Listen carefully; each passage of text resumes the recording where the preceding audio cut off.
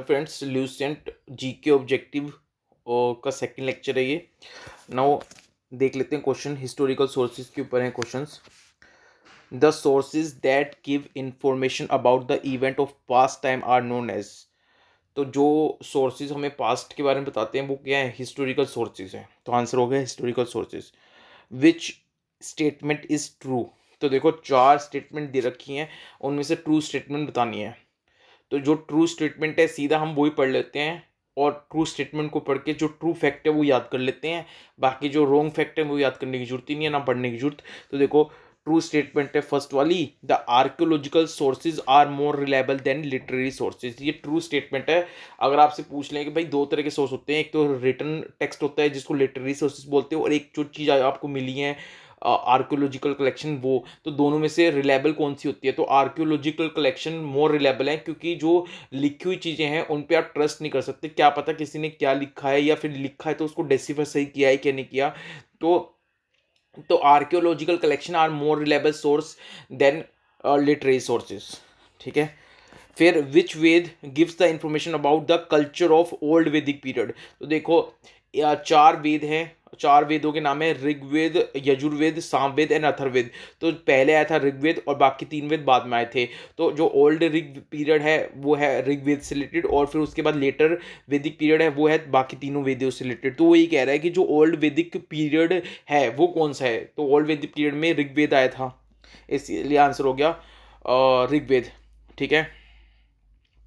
अब ये बोल रहा है which of the following does not, which of the following is not the part of Shruti ग्रंथ?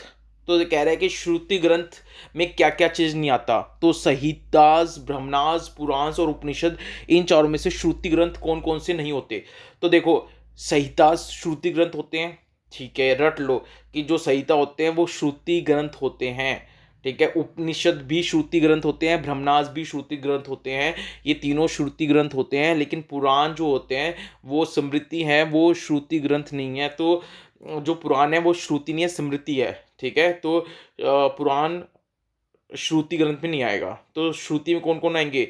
श्रुति में आएंगे संहिता, उपनिषद एवं ब्राह्मणास। तो संहिता, उपनिषद एवं ब्राह्मणास हो गए श्रुति, एंड पुराण हो गए Smriti. Which of the following text claim what is present in the text that is present in the world, and what is not present in the text is not present in the world? ये महाभारत में है।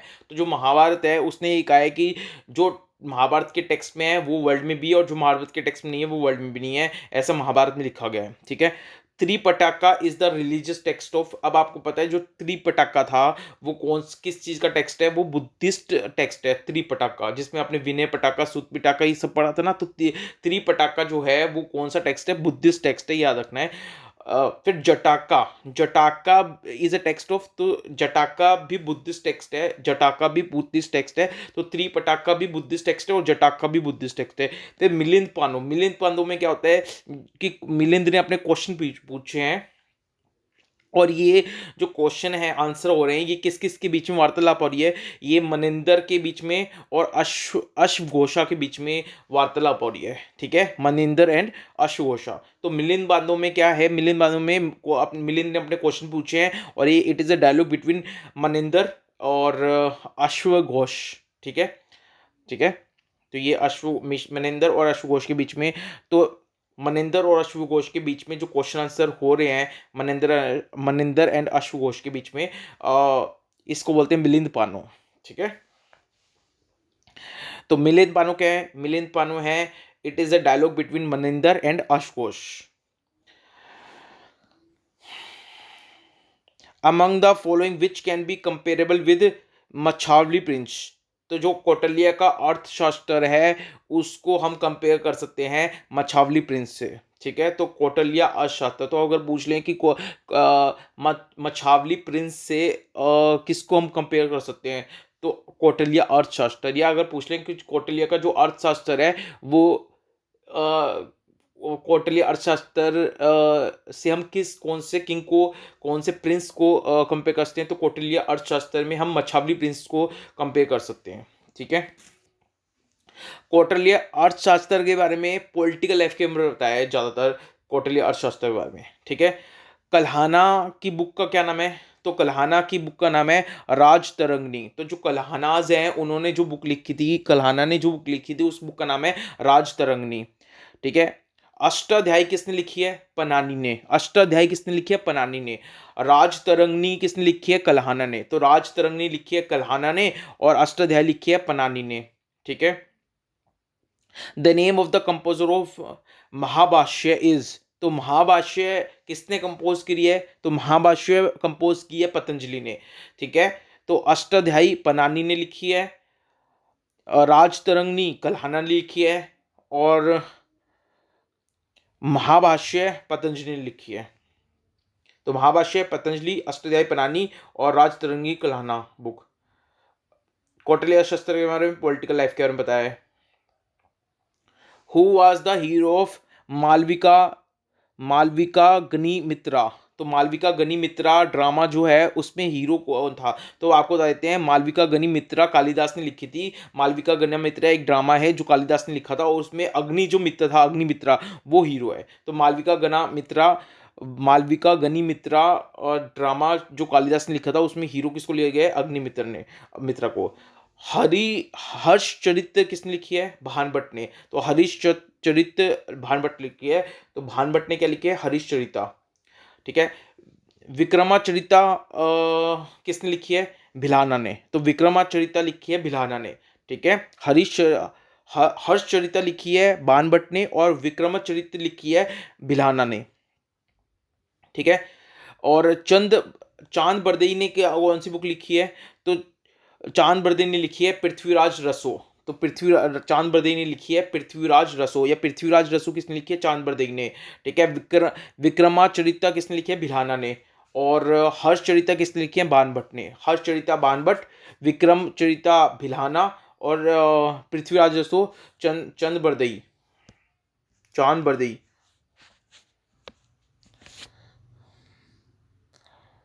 ठीक है। एक minute, अब आ जाओ आगे। विच of the following historian did not come with Alexander the great? तो अलेक्जेंडर के साथ कौन नहीं आया था? तो हेरोडोटस, क्योंकि हेरोडोटस इंडिया में आया ही नहीं था। तो आपको देख लेते हैं अलेक्जेंडर के साथ साथ कौन कौन आए थे। तो देखो, नियरचस अलेक्जेंडर के साथ आया था, एरिस्टोबुलस भी अलेक्जेंडर के साथ आया था और ओनेसिस क्रीटस ये भी अलेक्जेंडर के साथ आया था। ये तीनों राइटर थे।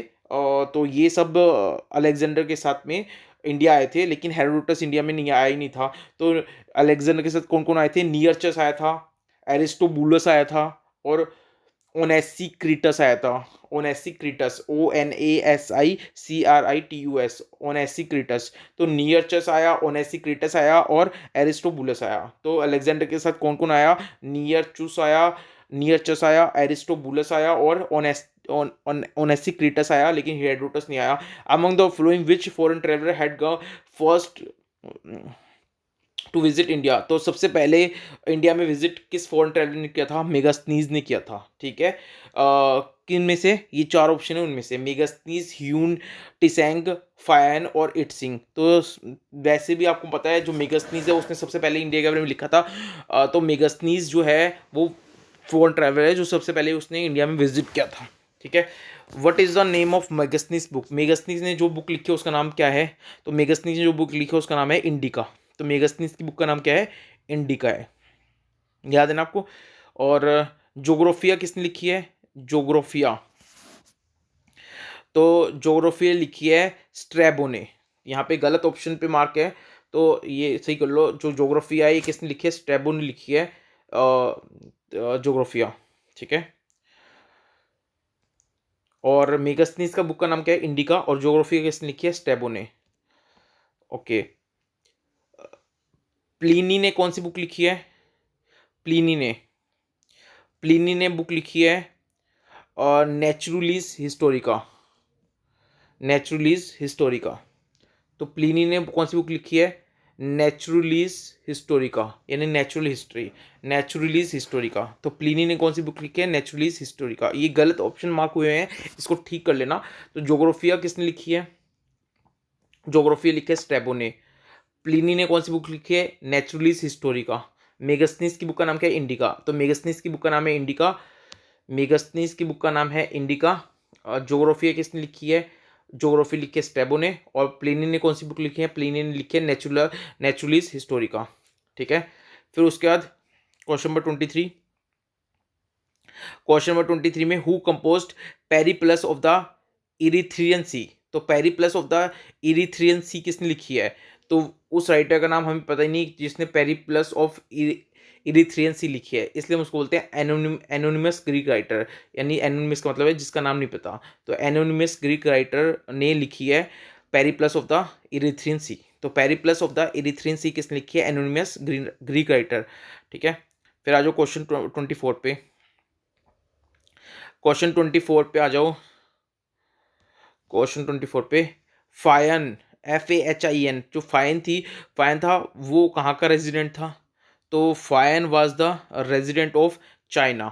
तो फायन कहाँ का राइटर था? तो फायन एक चाइनीज राइटर था। FAHIN फायन चाइनीज राइटर था। फिर फायन जब इंडिया आया तो किसका राज चल रहा था? तो फायन जब इंडिया आया तो चंद्रगुप्त टू का राज चल रहा था। तो फायन जब इंडिया आया, फायन चाइनीज राइटर था, और जब वो इंडिया आया तो चंद्रगुप्त टू का राज चल रहा था। फिर कौन सा चाइनीज ट्रैवलर है जो हर्षवर्धन के टाइम पे आया है? तो हर्षवर्धन के टाइम पे आया है Hiuen Tsang. Hiuen, HIUEN, Hiuen Tsang, TSANG, Tsang. तो देखो, चंद्रगुप्त टू के टाइम पे कौन सा चाइनीज ट्रैवलर आया था? Fahien, FAHIN। और हर्षवर्धन के टाइम पे कौन सा चाइनीज ट्रैवलर आया? Hiuen, HIUEN, Hiuen Tsang. ठीक है। तो ह्यून टीसेंग आया था हर्षवर्धन के टाइम पे, और फाहिन आया था चंद्रगुप्त टू के नाम पे टाइम पे। फिर अरब ट्रैवलर था जो सुलेमान, जो इंडिया में आया था 9th सेंचुरी में। उसने जो एम्पायर थे यहाँ पे उनको नाम दिया था रुहामा। ठीक है। तो उसने कौन से एम्पायर को नाम रुहामा दिया था? रुहामा। तो जो पाला डायनेस्टी थी, पाला डायनेस्टी को सुलेमान ने क्या नाम दिया था? रुहामा। ठीक है। तो जो सुलेमान था उसने इंडिया में आके जो पाला डायनेस्टी के एम्पायर थे, उस पाला एम्पायर को उसने क्या नाम दिया था? सुलेमान ने रुहामा। तो सुलेमान इंडिया में आता है, पाला डायनेस्टी को देखता है, पाला डायनेस्टी के एम्पायर को बोलता है रुहामा। फिर question 28।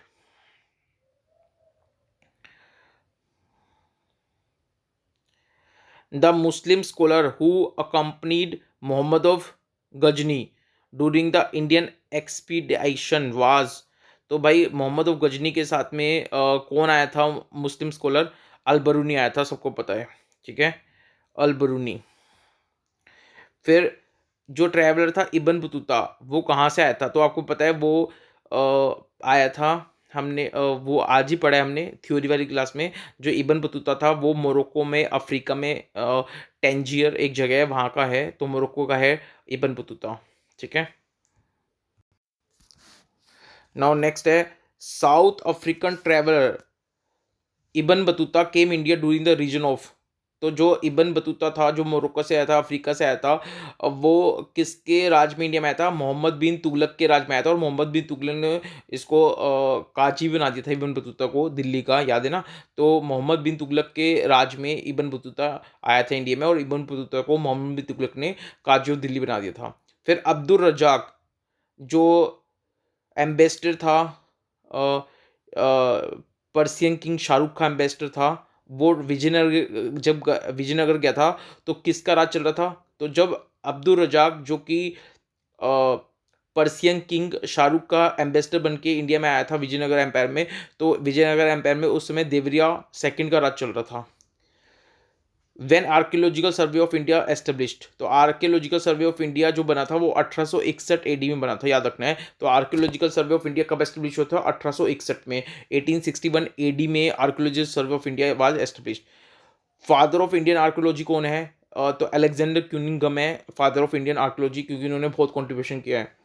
Among the following scholar who was the first discover of Harappan civilisation, तो हड़प्पन सिविलाइजेशन किसने ढूंढा था? तो हड़प्पन सिविलाइजेशन किसने ढूंढा था?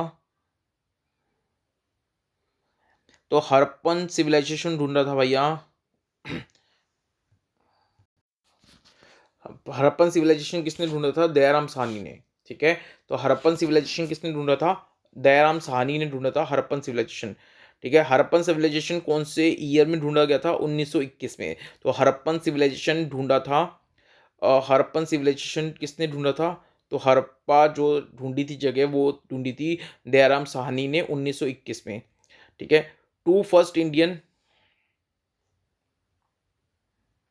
To first Indians associated with the discovery of Indus valley civilisation.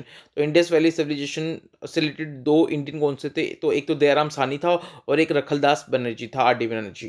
ठीक है, तो दयाराम साहनी और रखलदास बनर्जी सर जॉन मार्शल की टीम में थे। ये दो इंडियन थे जिन्होंने इंडस वैली सिविलाइजेशन को खोजा था।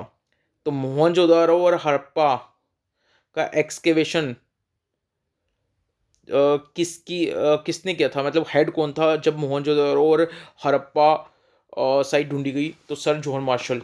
ठीक है, व्हाट इज न्यूमिस्मेटिक्स?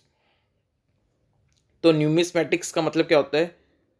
तो न्यूमिस्मेटिक्स का मतलब होता है study of coin and metal. तो जो क्वाइंस हैं या जो मेटल्स हैं उसकी स्टडी को हम न्यूमिस्मेटिक्स कहते हैं। तो study of coin and metal को बोलते हैं न्यूमिस्मेटिक्स। फिर बोघाज कोई इंस्क्रिप्शन, बोघाज कोई inscription found from Asia Minor refers to following Vedic deities deities. तो देखो, जो बोगाज कोई इंस्क्रिप्शन है, बोगाज कोई इंस्क्रिप्शन है, उसमें कौन कौन से देवताओं के बारे में बताया गया है बोगाज कोई इंस्क्रिप्शन में? तो उसमें बताया गया है इंद्र देवता के बारे में, मित्रा देवता के बारे में, वरुण देवता के बारे में, और नस्तया के बारे में, नस्तया के बारे में। तो इंद्रा, मित्रा, वरुण एंड नस्त्या। इंद्रा, मित्रा, वरुण, नस्त्या। इंद्रा, मित्रा, वरुण, नस्त्या। इंद्रा, मित्रा, वरुण, नस्त्या। इंद्रा, मित्रा, वरुण, नस्त्या। तो भाई बोगहज कोई इंस्क्रिप्शन में कौन से देवता के बारे में लिखा है? बोगहज, बोगहाज कोई, बोगहाज कोई इंस्क्रिप्शन, बोगहाज कोई इंस्क्रिप्शन के बारे में किसकी देवता के बारे में लिखा है? Indra, Mitra, Varuna and Nasatyas. The first Englishman who decipher Ashoka inscription. तो आपको पता है अशोका इंस्क्रिप्शन डेसिफर करने वाले कौन थे? James Prinsep. इन्होंने और भी बहुत सारी स्क्रिप्ट डेसिफर की थी, जैसे ब्राह्मणी स्क्रिप्ट, खरोष्ठी स्क्रिप्ट। ठीक है, तो अशोका इंस्क्रिप्शन को भी इन्होंने डेसिफर किया है, जेम्स प्रिंसेप ने। The most of the Ashoka inscription are in which language and script. तो अशोका की ज़्यादातर अशोका जो इंस्क्रिप्शन है उसमें उसकी जो इंस्क्रिप्शन है मोस्टली किस लैंग्वेज और स्क्रिप्ट में है? तो वो है प्राकृत एंड ब्राह्मी में। ठीक है, तो अशोका की मोस्टली इंस्क्रिप्शन कौन सी स्क्रिप्ट में लिखी गई है? तो वो है ब्राह्मरी एंड प्राकृत।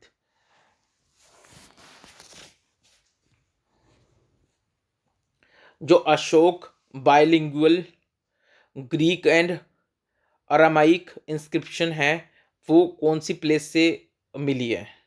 तो अशोकन बायलिंगुअल, बायलिंगुअल मतलब दो लैंग्वेज में अशोका की इंस्क्रिप्शन पाई गई है। तो अशोका की इंस्क्रिप्शन जो दो लैंग्वेज में है, एक तो ग्रीक में है और एक उस पर अरामिक लैंग्वेज पे लिखा गया है। तो अशोका की ऐसी कोई इंस्क्रिप्शन बताओ जो दो लैंग्वेज ग्रीक एंड अरामिक में है, और वो कहाँ पे मिली है? तो वो मिली है हमें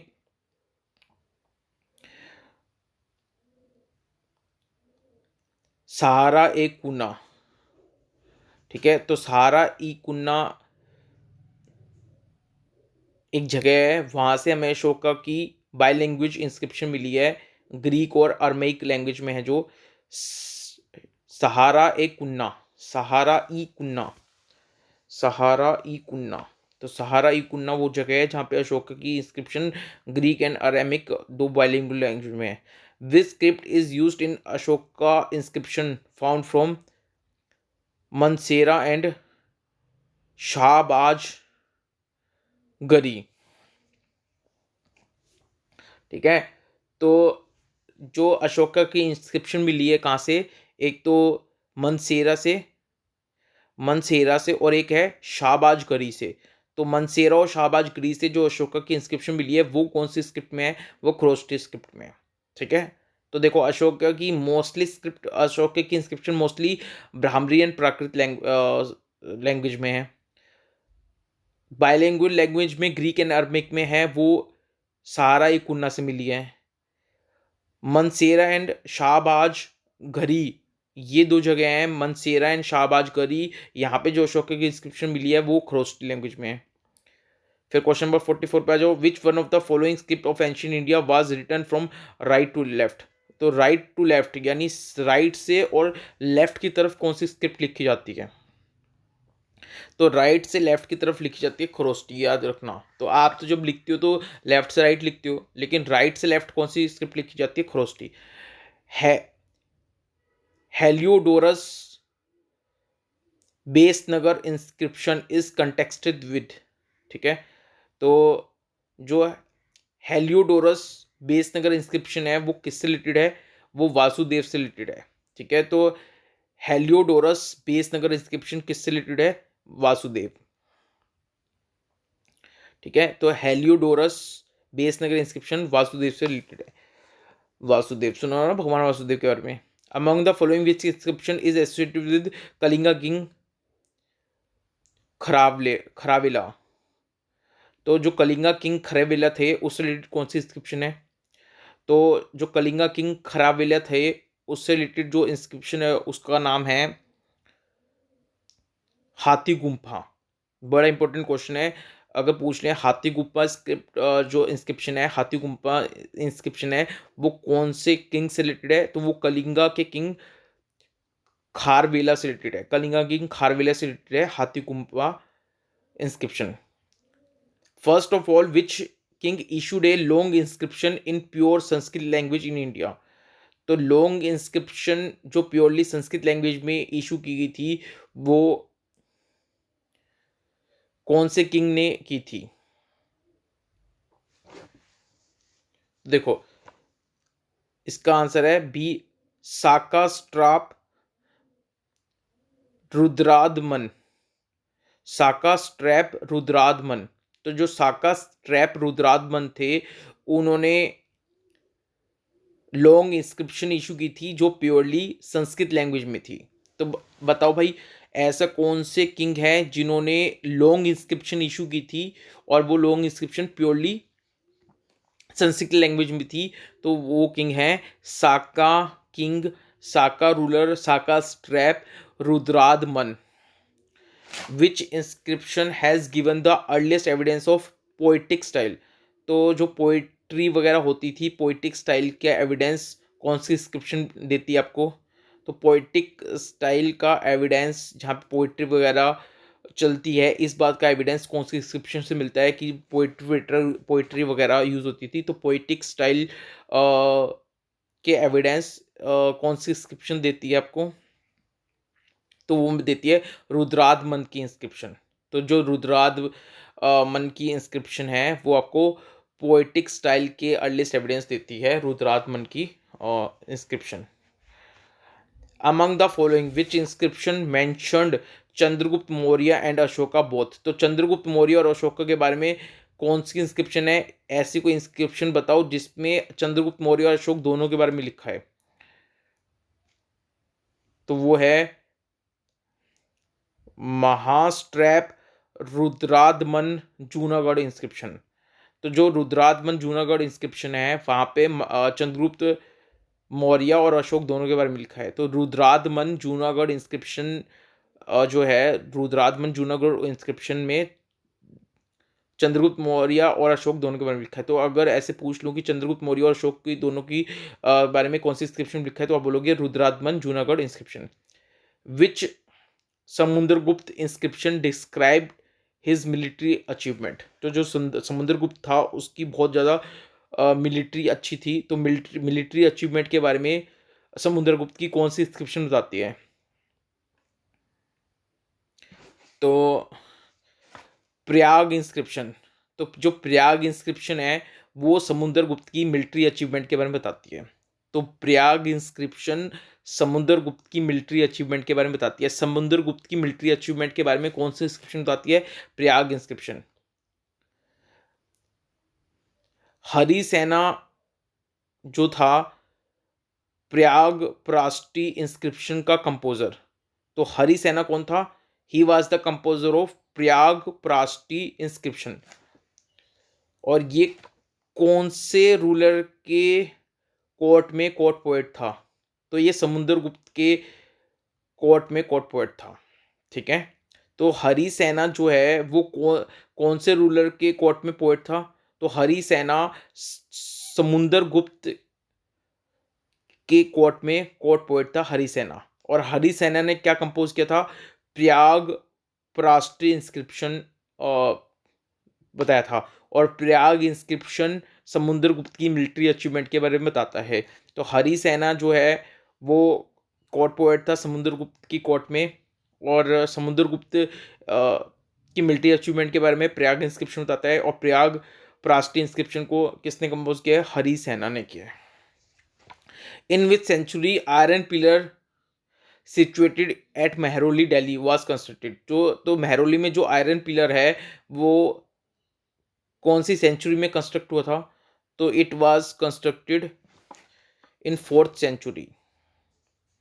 तो आप जब मेहरौली जाओगे तो देखना वहाँ पे एक आयरन पिलर है और वो 4th सेंचुरी में बना था। ठीक है। In the courtyard of Quwwat ul Islam mosque of Delhi stands the famous iron pillar in the memory of. तो देखो दिल्ली में जो क्वात उल इस्लाम मॉस्क है वहाँ पे एक फेमस आयरन पिलर है, और वो फेमस आयरन पिलर किसकी याद में बनाया गया है? चंद्रा चंद्रा की याद में, अशोका की याद में नहीं, चंद्रा की याद में। तो जो आयरन पिलर है कहाँ पे?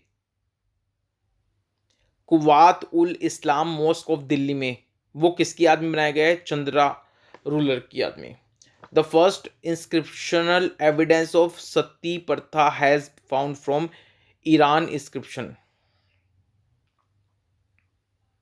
तो जो ईरान इंस्क्रिप्शन है वहाँ से सती प्रथा के एविडेंस मिले हैं। तो ईरान इंस्क्रिप्शन ऐसी पहली इंस्क्रिप्शन है जहाँ पे सती प्रथा के एविडेंस मिले हैं। Iran inscription. नेक्स्ट देख लेते हैं। Iran association is associated with which ruler? तो ईरान इंस्क्रिप्शन कौन से रूलर से एसोसिएटेड है? तो ये है भानुगुप्ता। तो ईरान इंस्क्रिप्शन से ही हमें सती प्रथा का एविडेंस मिलता है, और ये कौन से रूलर से रिलेटेड है? Bhanugupta. Ravikirti the composer of Aihole Prashasti inscription. तो Aihole Prashasti inscription के कंपोजर कौन है? रवि कृति। ये किसकी कोर्ट में कोर्ट पोएट थे? तो ये थे पुलकेशिन टू, जो चालुक्य रूलर थे पुलकेशिन टू, उसकी कोर्ट में कोर्ट पोएट थे रवि कृति, जिसने ए आई प्राष्टी इंस्क्रिप्शन को कंपोज किया है। तो रवि कृति ने ए आई प्राष्टी इंस्क्रिप्शन को कंपोज किया है, और ये रवि कृति पुल पुलकेशिन टू जो चालुक्य रूलर थे उसकी कोर्ट में कोर्ट पोएट थे। Who has given the information about struggle between Harsha and Pulakeshin two? तो हर्षवर्धन और पुलकेशिन टू के बीच में जो स्ट्रगल हुई थी वो इंफॉर्मेशन कौन सी स्क्रिप्ट से पता लगती है? तो ए आई ओल इंस्क्रिप्शन है, उससे पता लगता है हमें हर्षा एंड पुलकेशिन टू की स्ट्रगल के बारे में। तो struggle between Harsha and Pulakeshin two, ये हमें कौन किसके बारे में किससे पता लगता है? तो हर्षा एंड पुलकेशिन टू की स्ट्रगल हमें पता लगती है ए आई ओल इंस्क्रिप्शन। ए आई ओल इंस्क्रिप्शन जो है वो किसने लिखी है? रवि कृति ने। रवि कृति किसकी कोर्ट में कोर्ट पोएट थे? पुलकेशिन टू जो चालुक्य रूलर के उसकी कोर्ट में कोर्ट पोएट थे। और ए आई ओल इंस्क्रिप्शन हमें स्ट्रगल बताती है between Harsha and Pulakeshin two. The name of the poet Kalidasa has mentioned in, तो जो एआई होल इंस्क्रिप्शन है वहाँ पे कालिदास का नाम भी मेंशन है। तो एआई होल इंस्क्रिप्शन जो रवि कीर्ति ने लिखी है वो वहाँ पे कंपोज की है, जो रवि कीर्ति ने एआई होल इंस्क्रिप्शन, वहाँ पे कालिदास का नाम भी मेंशन है। Who introduced the tradition of inscription that begins with historical preface? Who introduced the tradition of inscription that begins with historical preface? Who introduced the tradition of inscription that begins with historical preface? Who introduced the tradition of inscription that begins with the historical preface? Raja Raja one, Raja Raja one.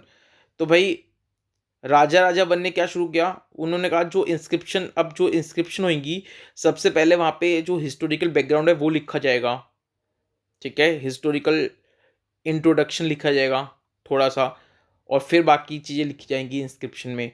तो who introduce the tradition of inscription that begins with historical preface? Raja Raja one. Question number 60 देख लो। The detailed information activity of Mahasabha has found in an inscription which got from the place. The detailed, अब आज की class में हम 60 question तक ही करेंगे, 60 question तक ही करेंगे, नहीं तो लंबा हो जाएगा वीडियो, तो 60 क्वेश्चन तक ही करेंगे, लास्ट क्वेश्चन है तो देख लेते हैं। The detailed information activity of Mahasabha has found in an inscription which got from the place. The detailed information of activity of Mahasabha has found in an inscription which got from the place. Uttar Merur, Uttar UTTAR, Uttar Merur MERUR, Merur. क्या कह रहा है question? कह रहा है detailed information of activity of Mahasabha, हमें कौन सी inscription, एक इंस्क्रिप्शन से मिली है, और वो इंस्क्रिप्शन हमें कौन सी प्लेस से मिला है?